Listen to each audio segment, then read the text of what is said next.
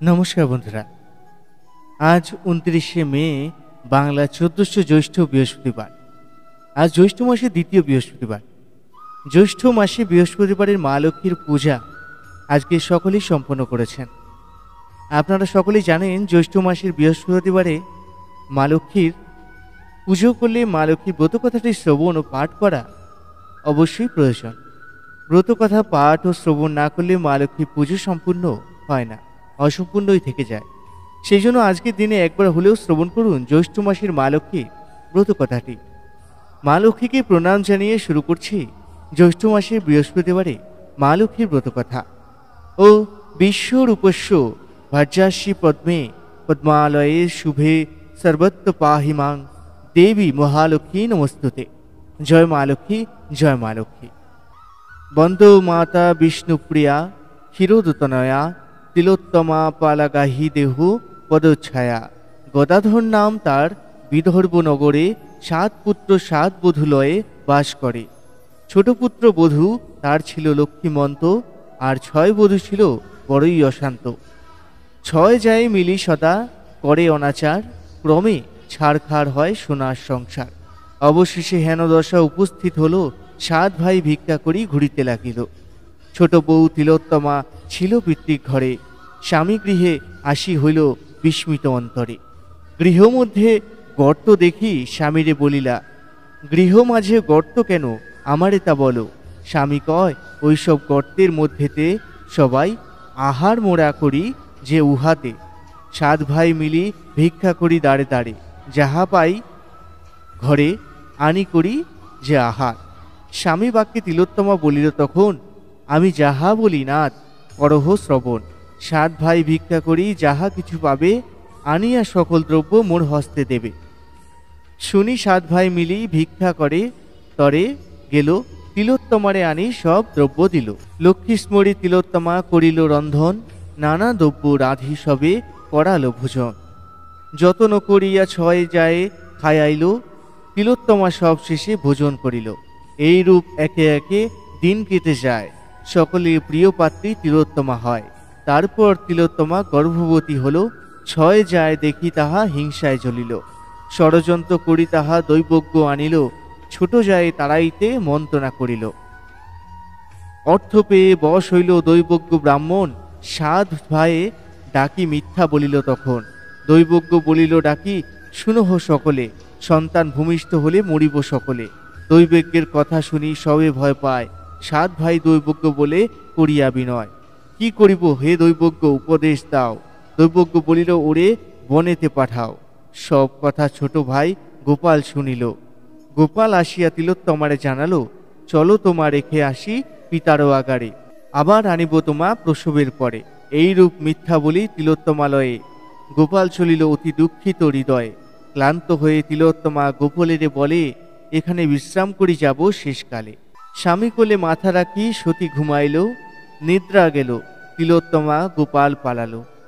নিদ্রাভঙ্গে তিলোত্তমা না দেখি স্বামীরে, কোথা প্রাণনাথ বলি ডাকে উচ্চস্বরে। আকস্মাৎ দৈববাণী তিলোত্তমা শোনে, উতলা হয় না সতী, ধৈর্য ধর প্রাণে। ৬ যায় ষড়যন্ত্রে কুবুদ্ধি হইয়া, স্বামী তব পলাইছে বনবাসে দিয়া।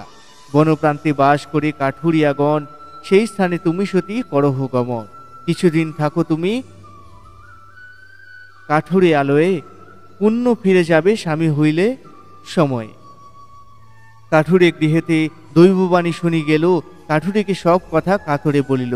শুনিয়া কাঠুরে বলে, চিন্তা নাহি মাতা, যতদিন খুশি তুমি বাস করো হেতা। শুনি তাহা তিলোত্তমা সেথা করে বাস। কাঠুরে পত্নীর ছিল গর্ভ ৫ মাস। উভয়ই একদিন পুত্র বসি বল, পুত্রের দেখিয়া মুখ আনন্দিত হইল। পুত্র নাম তিলোত্তমা, রাখে গুণধর। কাঠুরে পুত্রের নাম সদানন্দ বর। গুণধর কাঁদে সবে মুক্ত ঝরে পড়ে, দেখিয়া কাঠুরে তাহা লোভে জলে মরে।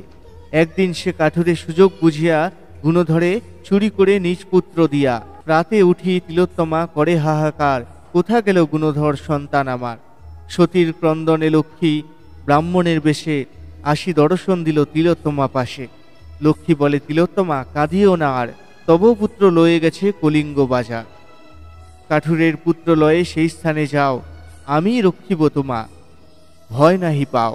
সেই স্থানে পুত্র আর স্বামীরে পাইবে, তোমার সকল দুঃখ অবসান হইবে। লক্ষ্মীর আদেশ পেয়ে তিলোত্তমা সতী কলিঙ্গ উদ্দেশ্যে যায় অতি দ্রুত গতি।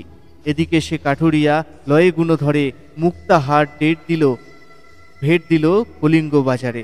ভেট পেয়ে মহারাজ দিব্যপুরী দিল, সে পুরীতে কাঠুরিয়া বসিতে করিল। শিবের মন্দির এক করিয়া গঠন, শত শত দিন দুঃখী করায় ভোজন। ষোড়শ বৎসর গুণধর সবে হইল, সেই দিন তিলোত্তমা কলিঙ্গে আসিল। শিবের মন্দির দেখি বিশ্রামের কারণ, ক্লান্ত হয়ে তিলোত্তমা বসিল সেখানে। হেনকালে গুণধর সেখানে আসিল, তিলোত্তমারে দেখি বিস্মিত হইল। গুণধর আসিতরে জিজ্ঞাসে তখন, কি কারণ হেতা মাগো তব আগমন?